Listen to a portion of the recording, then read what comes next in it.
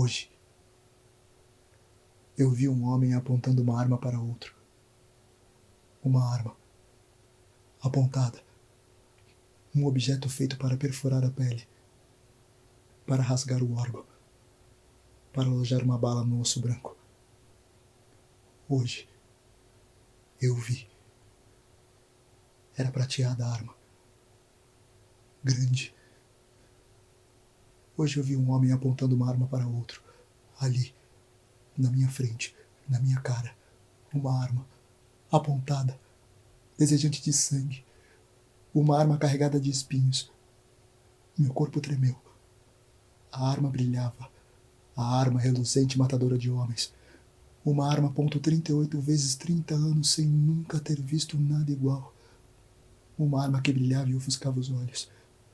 Era lustrada com esmero, pelo dedo que tinha o poder de ditar as regras. O dedo apertando o gatilho, apertando o coração da peça. Quanto pesa o coração de uma galinha? Tem para vender? Meu corpo tremeu. Meu corpo tremeu. Senti um frio olhando o homem. Um homem que depois de atirar deve chegar em casa para os seus amores. Um homem que depois de um dia de serviço deve chegar para alguém que o ama. Uma mulher? Um outro homem? Um filho? Uma filha? Uma mãe? Mãe. Pensei na mãe do homem que tinha uma arma apontada para ele. Pensei nela, naquela senhora. Estaria ainda viva? Receberia a notícia sentada no sofá? Mãe. Uma palavra para mim. Um mundo para o outro. A arma acompanhava um olhar de ódio. Um olhar direto, sem curva. Um olhar vivo, querendo morte. Era um olhar que atravessava.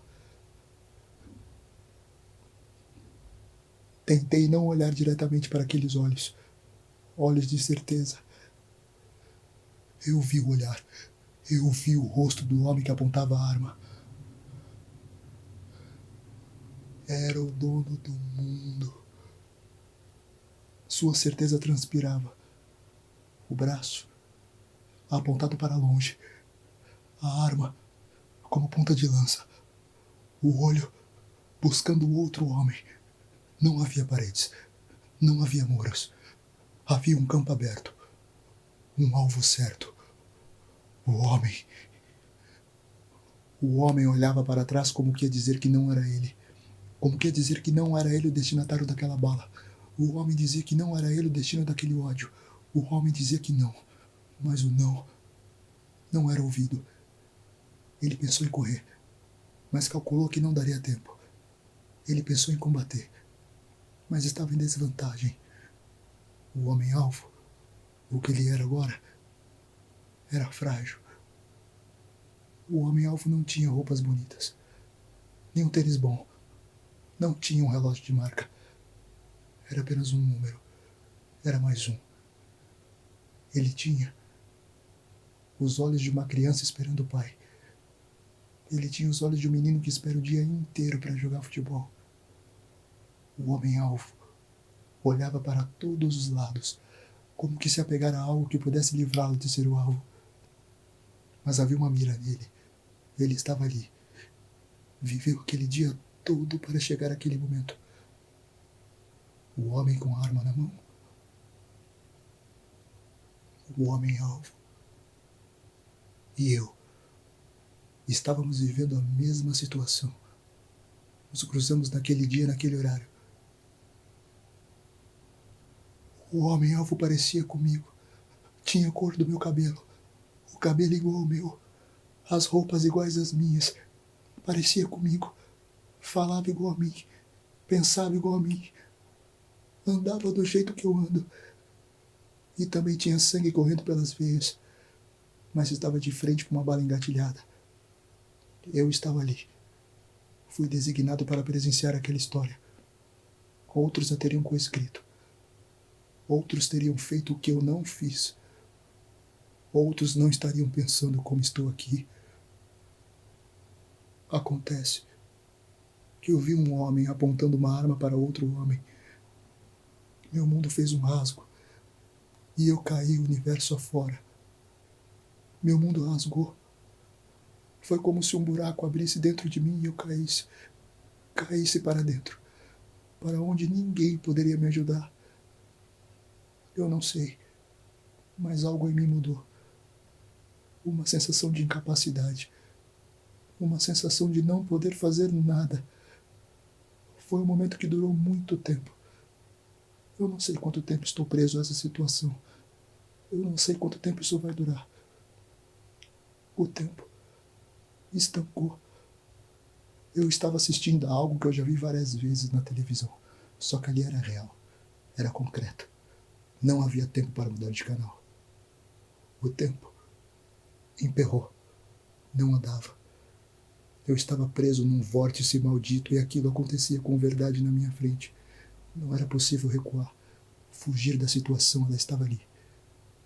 Tentei me esconder dentro de mim, mas aonde eu ia eu encontrava um incômodo. Eu encontrava a mim mesmo, num canto, com medo. Circulei pelos labirintos do meu corpo a fim de não ver pior, a fim da situação não ser levada a cabo. Fui percorrendo caminhos dentro de mim que eu não conhecia. Me escondi no meu rim, mas ele já estava ocupado. Depois, eu me escondi nos brônquios do meu pulmão, mas era gelado demais, eu precisava de calor. Enfim, eu me alojei no meu fígado, o tão forte fígado. Fiquei por ali, para me proteger daquela visão. Mas eu não conseguia fugir de mim mesmo. Não pude me esconder nos lugares mais recônditos do meu corpo. Tudo me empurrava para a superfície dos olhos. Eu olho para frente e vejo um braço apontado para o peito de um homem. Um peito magro. Um peito que outrora cabia o mundo. Eu, depois de um dia de serviço, ter que encarar uma situação assim. Uma situação que não se resolve nunca. Que continua.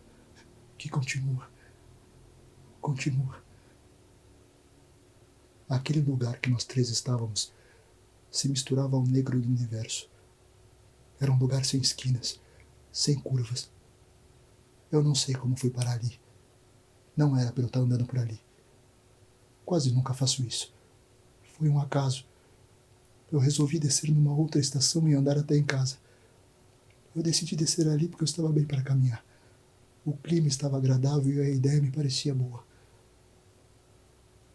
Eu lembro que eu estava ouvindo música no fone de ouvido. A música ainda me faz lembrar aquele episódio. Desde então tenho evitado ouvi-la. Quando eu a escuto em algum lugar, a cena me vem à cabeça. Ao descer da estação, eu comprei um pacote de amendoins de um camelô e segui mastigando. Atravessei a rua, tirei o fone de ouvido e segui para debaixo do viaduto. Eu sabia que aquele viaduto não era fácil. Ouvi histórias e mais histórias. Por isso, eu tirei o fone de ouvido, de modo que fosse possível ouvir alguém se aproximando. Mas não era tão tarde. Resolvi passar por ali. Talvez eu devesse presenciar aquilo. Estava escrito no meu caminho. Como uma prova, quem sabe. Um viaduto escuro e 3 homens. Um deles um alvo. Foi tudo que eu consegui entender. Eu tenho que te falar que eu não pude fazer nada para evitar que aquela arma fosse apontada. O seu filho era um desconhecido para mim. Mas eu me importo com os desconhecidos. Se eu tivesse que te falar algo, eu diria que nos olhos dele havia tentativa de levar o mundo com ele. Ele encarou aquela arma, tentando levar o mundo com ele. Isso significa que ele gostava da vida que ele tinha, que ele gostava de estar aqui, que ele gostava de ter quem ele tinha. Eu não sei no que ele pensou, mas todo homem antes de morrer pensa na mãe. Pensa no seu primeiro país. A poeta Nair Wahid dizia que toda mãe é um primeiro país. Seu filho não chorou. Seu filho não implorou. Apenas olhou o mundo. Eu tenho que falar daqueles olhos que se parecem com os meus. Aqueles olhos ficaram na minha cabeça. Talvez ele tenha ido para um outro lugar menos mundano como o nosso. Talvez ele tenha ido para um lugar em que os homens não insistam em criar artefatos que rasguem órgãos. Talvez ele tenha conseguido escapar a tempo. Talvez a arma tenha falhado.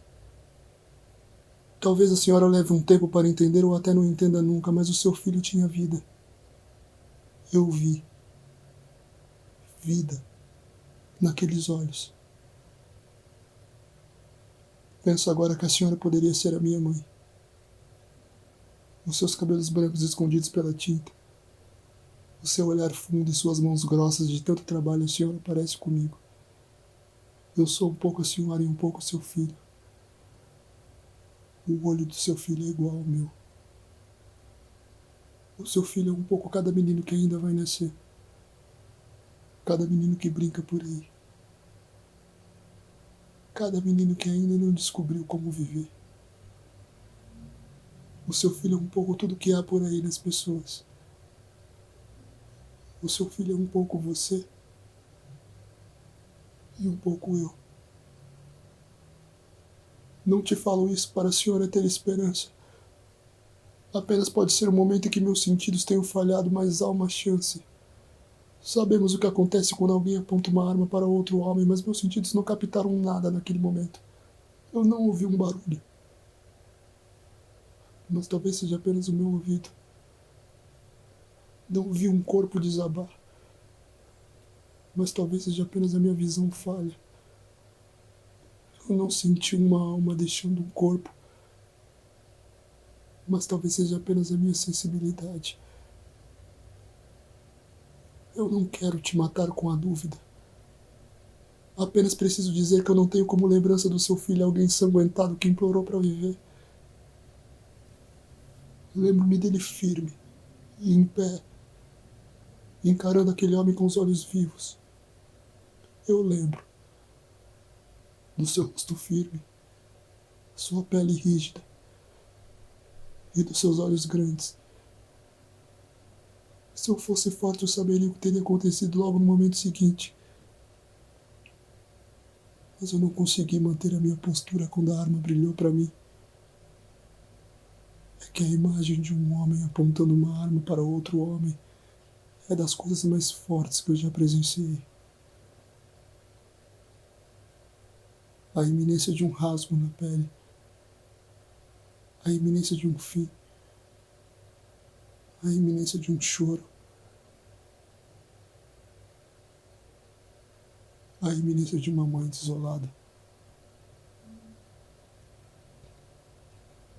Tudo isso me atravessou de um modo que eu fiquei perdido dentro de mim, procurando abrigo, tentando não olhar. Meus sentidos fugiram de mim.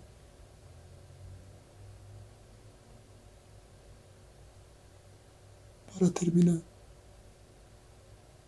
eu preciso dizer que os seus olhos se parecem com os olhos dele.